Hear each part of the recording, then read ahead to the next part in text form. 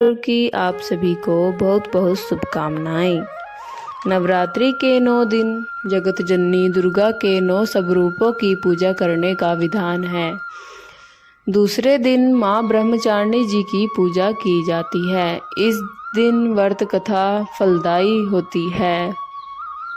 इसमें पहले दिन माँ शैलपुत्री जी की पूजा होती है, तो वहीं दूसरे दिन माँ दुर्गा के द्वितीय स्वरूप देवी ब्रह्मचारिणी जी का पूजन किया जाता है। ब्रह्मचारिणी का अर्थ है तप का आचरण करने वाली। इनका स्वरूप अत्यंत तेजमय और भव्य है। इनके वस्त्र श्वेत हैं। माँ ब्रह्मचारिणी अपने दाहिने हाथ में जप की माला और बाएं हाथ में कमंडल धारण करती हैं। इनकी पूजा के दिन साधक का मन स्वाधिष्ठान चक्र में स्थित होता है। इनकी आराधना से तप, संयम, त्याग व सदाचार जैसे गुणों की प्राप्ति होती है। माँ ब्रह्मचारिणी की कृपा से धैर्य प्राप्त होता है और मनुष्य कठिन से कठिन परिस्थितियों में भी अपने कर्तव्य से विचलित नहीं होता है, उसे विजय की प्राप्ति होती है। तो चलिए भक्तों, आओ सुनते हैं माँ ब्रह्मचारिणी जी की कथा। तो प्रेम से बोलिए माँ ब्रह्मचारिणी जी की जय। माँ ब्रह्मचारिणी ने अपने पूर्व जन्म में राजा हिमालय के घर में पुत्री रूप में जन्म लिया था। तब देव ऋषि नारद के उपदेश से उन्होंने भगवान शंकर को अपने पति के रूप में प्राप्त करने के लिए अत्यंत कठिन तपस्या की थी। इस दुष्कर तपस्या के चलते इन्हें तपचारिणी यानी कि ब्रह्मचारिणी नाम से अभिहित किया गया है।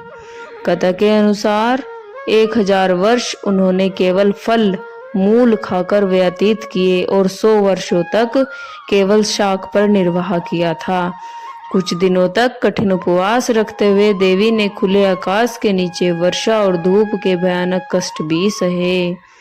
कई हजार वर्षों की इस कठिन तपस्या के चलते ब्रह्मचारिणी देवी का शरीर एकदम क्षीण हो उठा। उनकी यह दशा देखकर उनकी माता मैना अत्यंत दुखी हुई और उन्होंने उन्हें इस तपस्या से विरक्त करने के लिए आवाज दी, उमा। तब से देवी ब्रह्मचारिणी का एक नाम उमा भी पड़ गया। इनकी इस तपस्या से तीनों लोक में हाहाकार मच गया।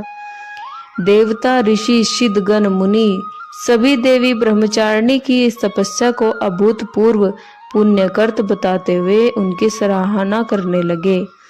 अंत में पितामह ब्रह्मा जी ने आकाशवाणी के द्वारा उन्हें संबोधित करते हुए प्रसन्न स्वर में कहा, हे देवी, आज तक किसी ने ऐसी कठोर तपस्या नहीं की जैसी तुमने की है।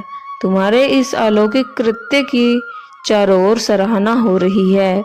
तुम्हारी मनोकामनाओं सभी परिपूर्ण होंगी। भगवान चंद्रमौली शिव जी तुम्हें पति के रूप में जरूर प्राप्त होंगे। अब तुम तपस्या से विरक्त होकर घर लौट जाओ। जल्दी ही तुम्हारे पिता तुम्हें बुलाने आ रहे हैं। तो भक्तजनों, इस प्रकार माँ ब्रह्मचारिणी जी की कथा पूर्ण हुई। प्रेम से बोलिए जय माँ ब्रह्मचारिणी।